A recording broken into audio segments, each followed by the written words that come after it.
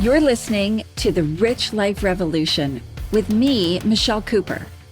My mission is to empower you to step into your next level of wealthy. You'll hear all the deets, a little bit of inspiration, and real life takeaways so that you can create your own rich life revolution. Let's dig in. Hey everyone, welcome to the Rich Life Revolution. I'm your host, Michelle Cooper, and today we're talking about money rules. This is episode 29, and I'm super excited to talk about this concept of rules around money. This does not resonate with me, that language, so I will forewarn you that I might be a little disruptive in this topic. But a lot of times people talk about their money beliefs, and we can talk about rewiring our money beliefs, uncovering our money beliefs, transforming our money beliefs, and that's all really important work. But then there's money rules. Now, these might be unconscious money rules that you have created for yourself or adopted from other people in your life. And this doesn't have to be boring, doesn't have to be hard. It can actually be a lot of fun when you look at it, because when you boil it down, it's really important that you understand what rules you have created for yourself in regards to money. Okay, so here are some examples. These are not mine, but these are some examples that I see in my work with clients. So maybe having 1 year of emergency cash on hand, or 6 months of emergency cash, 3 months of emergency cash. That might be a rule for you. Another one could be saving 10%, investing 10%, and donating 10%. That could be a great rule to live by. Being able to pay in full for large expenses like trips, cars, house maybe, having those funds available to you and not borrowing to finance them. Perhaps never, ever questioning spending money on books, on learning, and on growth. It might be that you will always give to your designated charity. Always flying business class. That's mine. That's my rule, by the way. Buying quality over quantity. So investing in the $200 purse instead of buying 4 $50 purses. Another example of this could be making enough money so that you only work with people that you feel excited to work with, or on projects that you feel excited to work on. So these are just some examples. Maybe some of them resonated with you. Maybe some of them didn't. Maybe you're like, that's a stupid rule. I for sure don't resonate with all of these. They're just some examples I pulled up through my client notes, because it is important to understand these rules that we've created for ourselves and live by. And are they serving us, or are they not? Are these your money rules, or are they somebody else's money rules? So the whole thing around like saving, that would have been my dad's money rule. Make sure that your money rules are a true reflection of your own beliefs and an expression of your values. And the more specific and unique your money rules are for you, even I would offer, the more ridiculous they are, the more they will align in your relationship with your money. Other people might find them ridiculous, offensive, crazy. For example, my rule about only traveling in business class, some people I know, some friends I know, they're like, are you crazy? That is stupid. But for me, the trip starts when I get to the airport. That's part of the trip.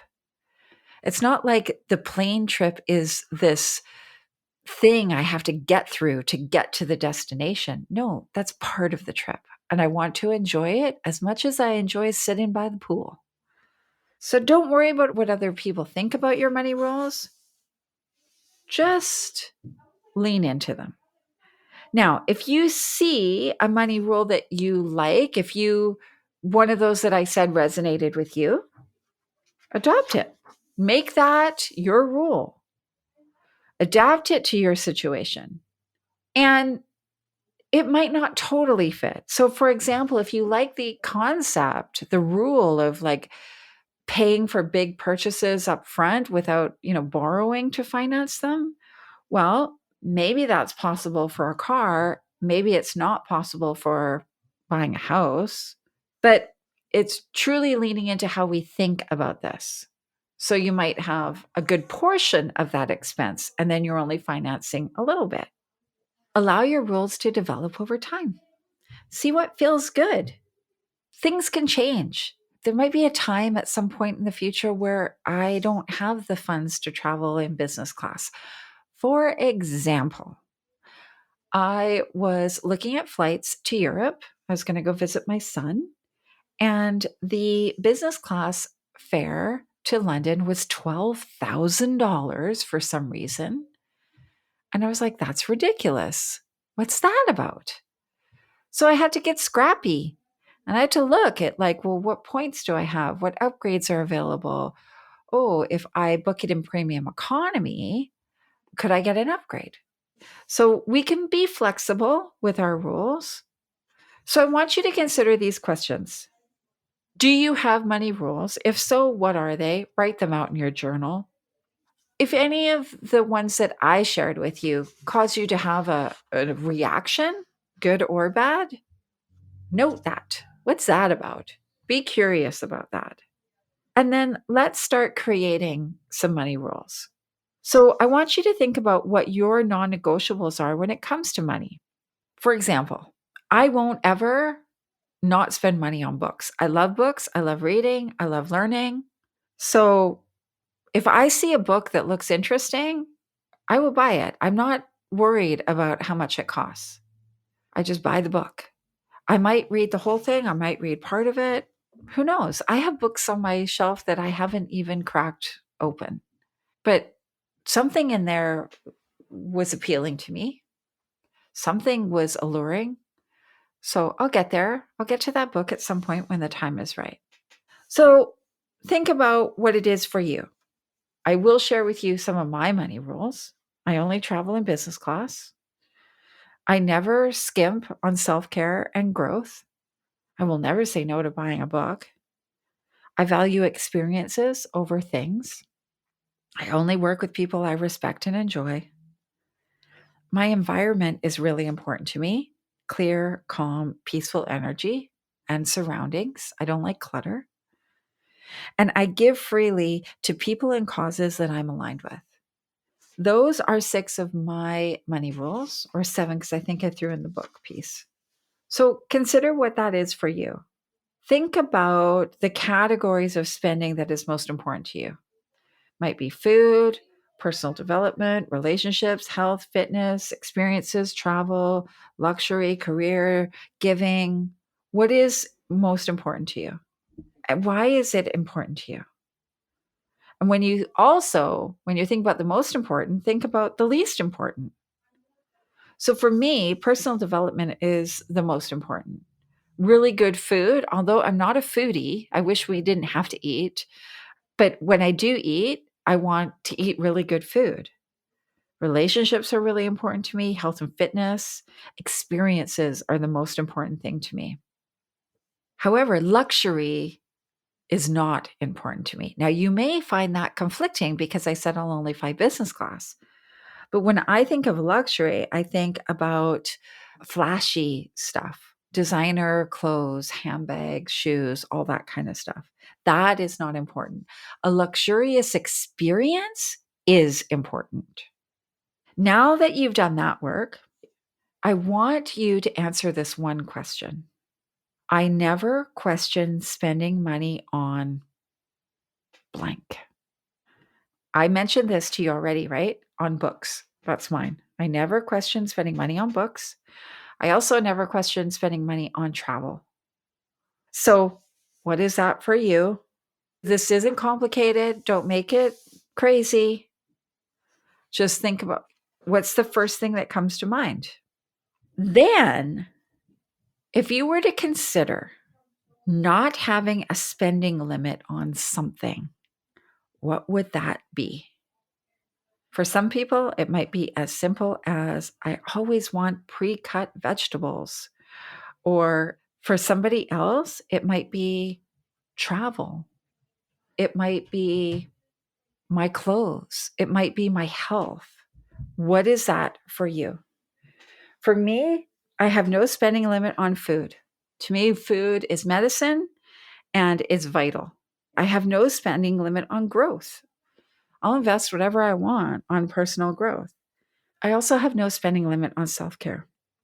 I am the most important person to me. So what is that for you? These are some rules. Now, I don't like rules. As I said at the beginning of the episode, not everything of this resonates. But whether we like it or not, we have rules, and many of them are subconscious. We've adopted them from other people. The best way we can step into our rich life, or one of the best ways we can step into our rich life, is to consider the rules that we have created for ourselves. And are those rules in alignment with our rich life revolution? I promise you, there will be some that aren't. And it's okay to ditch those rules, to trash those rules, to kick those rules to the curb, and really create the rules that suit you, that fit for your revolution, that fit for the amazing rich life that you're creating. I hope this episode spoke to you. It's a short one. I hope you got some nuggets out of this. Join me next week when I'm going to be talking to the one and only Jackie McDonald. Jackie is the founder of the EFT Tapping School and the host of the Unconventional Woman podcast. She is an amazing friend of mine, an incredible teacher, and she helps people release and receive with a groundbreaking somatic technique called EFT tapping. This is a not to miss episode, so be sure to check it out. And while you're at it, like, share, give me a heart, send me a DM, whatever you feel like doing, let me know. I would love to hear what your money rules are. And who knows, maybe they'll inspire me to create some new ones of my own. I'm Michelle Cooper, your host of the Rich Life Revolution. Have an amazing week. Thanks for hanging out with me. I hope you got at least one gold nugget today. Be sure to grab your copy of the Rich Life Revolution workbook to help you set the foundation for your next level of wealthy. Get it now at richliferevolution.ca, and I'll see you later.